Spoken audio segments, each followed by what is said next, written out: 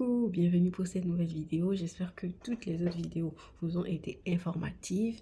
Sinon, c'est pas le cas. Si vous avez des questions, ça se passe en commentaire. Laissez-moi un petit commentaire. N'hésitez pas à liker, ça fait plaisir. Et voilà, aujourd'hui, nous allons parler du parcours académique à avoir jusqu'à ce qu'on aboutisse à des études en oncologie ou voilà. Qu'est-ce qu'il faut faire comme parcours avant de venir. Moi, je vous parlerai du classique. Certes, il doit y avoir d'autres parcours intermédiaires ou ce que vous voulez, mais le classique, pour en arriver là, moi, je vais vous en parler. Donc, pour le parcours classique, il s'agira d'avoir son bac, tout au moins, c'est indéniable. Il faut le bac. Après le bac, vous inscrivez dans une fac de médecine, vous faites vos études de médecine en entier. Après les études de médecine, alors, vous finissez les 7 ans, vous devenez docteur en médecine générale. Là, vous faites le choix, soit d'une orientation vers une spécialité médicale, soit le choix d'une orientation vers une spécialité chirurgicale. Comme je vous l'ai déjà dit dans l'une de mes vidéos, même en oncologie, il y a l'option de la chirurgie carcinologique qui est bien sûr de 5 ans. Et les autres options médicaux, soit dit en passant, la radiothérapie, enfin, la radiothérapie n'est pas médicale, mais voilà, c'est dans l'oncologie, l'hématologie et l'oncologie qui sont médicaux.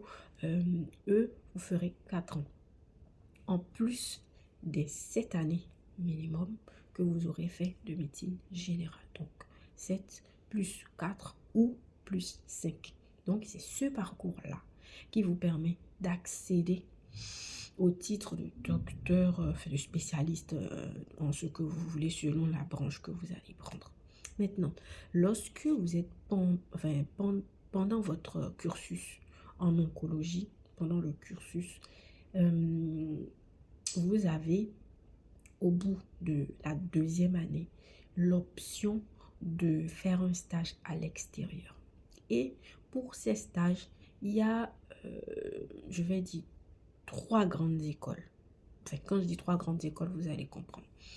La première école, c'est celle de la Belgique. Je ne le dis pas en ordre, par ordre de... Il n'y a aucun ordre, je le dis juste comme ça, d'accord? Donc, il y a la Belgique. Et en ligne, il y a ça s'ouvre, le site permet les dépôts de candidature, je ne sais plus quel mois, mais c'est une fois l'an. Et ça s'appelle le FOSFOM, S-F-O-S-F-O-M. Le FOSFOM, c'est la Belgique qui l'organise. C'est hyper sélectif, je trouve, par rapport à celui de la France. En plus en France il y a 2 options, 2 alternatives, mais en Belgique il n'y en a qu'un seul. Donc c'est que le FOSFOM hyper sélectif qui ne prend pas beaucoup de personnes, donc ça c'est ça. Et vous avez l'occasion de postuler à tout. Vraiment, il n'y a pas de limite. Voilà, ça c'est le bon côté. Vous pouvez postuler à tout. Comme ça, si l'un ne marche pas, ben, il y aura l'option B et C. Ensuite, pour la France, je pense que vous avez 3 options. Il y a une option qui est, même 4. Il y a une option qui est celle de l'AP-HP. L'AP-HP, c'est les hôpitaux de Paris, d'accord? L'assistance publique des hôpitaux de Paris. Elle permet une collaboration ou une collaboration, si vous voulez, avec les médecins étrangers. Et ça aussi, ça ouvre le dépôt de dossier une fois l'an. Il faut s'y prendre tôt. Mais par contre, là, vous devez chercher les hôpitaux. D'accord? Vous cherchez les hôpitaux. Qu'ils aient ouvert des postes ou pas la paix, c'est pas ça le plus important. Vous cherchez les hôpitaux qui vous intéressent et vous envoyez le mail soit à la secrétaire, soit au secrétariat, soit au chef de service de la spécialité concernée, lui détaillant, voilà, lui disant un peu ce que vous êtes, vous en êtes où, voilà, tout ça. Et lui va vous donner son avis favorable pour que vous puissiez venir. Voilà, lui vous donne l'avis favorable pour que vous puissiez venir. Ensuite, la seconde option, c'est l'option où toujours vous cherchez le stage comme ça. Et celui-là, ça n'a aucun rapport. Le précédent dont j'ai parlé, c'est que dans les APHP que celui-là, il est fonctionnel parce que l'autorisation que vous allez recevoir va vous être demandée pour la constitution d'un dossier dans un second temps. Donc, ce n'est que par rapport à ceux de l'APHP. La seconde option, tout hôpital compris. Tout hôpital, peu importe, vous déposez partout. J'ai un collègue à moi, mais mon collègue de ma story time, lui, il a fait une demande dans près de 400 hôpitaux, 400 ou 200, beaucoup, pour vous dire, mais vraiment beaucoup. On envoie, on envoie, on envoie, on envoie.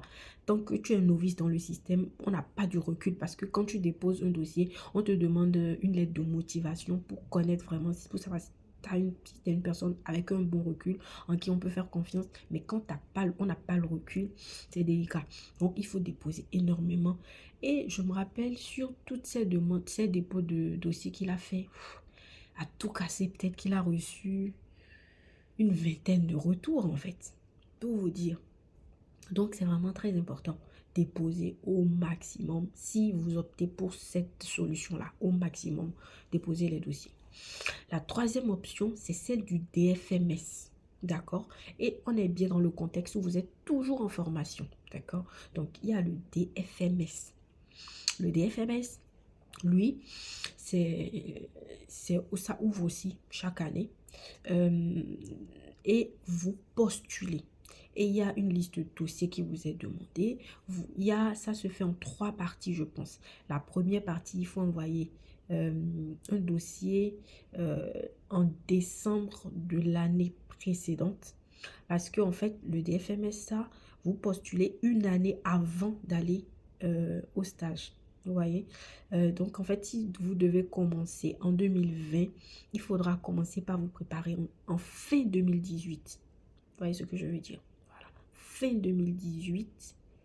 Fin 2018. Parce qu'ils vont demander, par exemple, en décembre 2018, un certain papier. Ensuite, est-ce que c'est ça?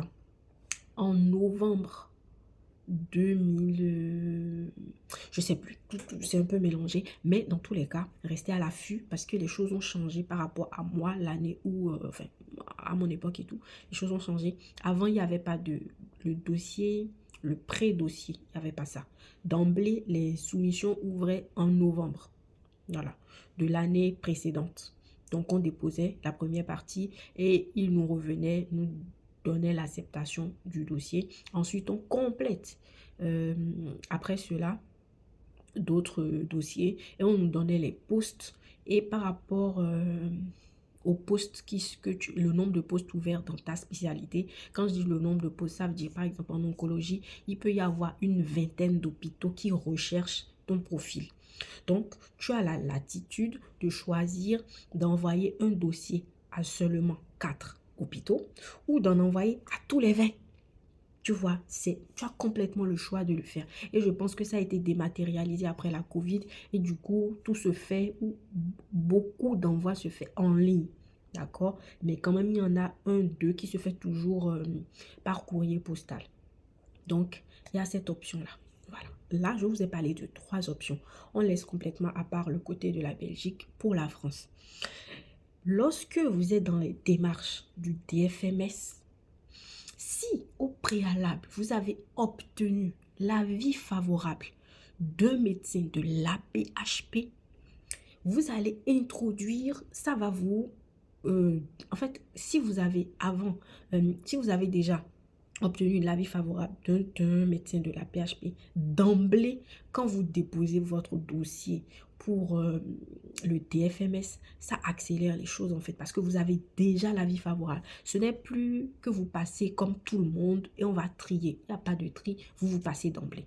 Je ne sais pas si vous voyez parce que l'avis a déjà été donné. Voilà, donc c'est ça la nuance. Donc, si vous l'avez, c'est bon. Si vous ne l'avez pas, ben, vous passez dans le contingent global de tout le monde et on va faire un tri, on va faire un choix. Donc, après la deuxième étape, vous recevez les réponses et si vous avez fait la PHP, bien sûr, vous savez que vous êtes pris et vous partez. Et donc, voilà un peu comment est-ce que les choses se passent. En sachant que Si vous penchez pour l'option APHP, enfin pour l'option DFMS, vous avez un statut étudiant. Et le statut étudiant est plus valorisé ou vous permet d'avoir plus de droits que si vous avez le statut stagiaire associé, qui est celui où vous envoyez énormément de demandes à tous les hôpitaux, indépendamment de ce qui sont en périphérie, en machin, vous envoyez à tout le monde. Donc, il y a aussi cet aspect-là. Donc, voilà, quand vous êtes stagiaire associé, vous n'avez pas, par exemple, légalement, la loi interdit de faire des DU. Et les DU sont quand même importants. C'est les diplômes universitaires. Et quand vous êtes quand même FFI, c'est-à-dire faisant fonction d'interne, quand vous passez sous le statut du DFMSA, quand vous allez sous le statut, pardon, sous le statut du DFMS, vous avez le statut d'étudiant et par connotation, on dit FFI. Alors, voilà. Donc, c'est le statut d'étudiant et ça vous permet de faire un DU. Et c'est très bien de faire des DU. Ça étoffe votre CV, ça étoffe vos expériences. Ça vous permet d'acquérir encore plus de connaissances.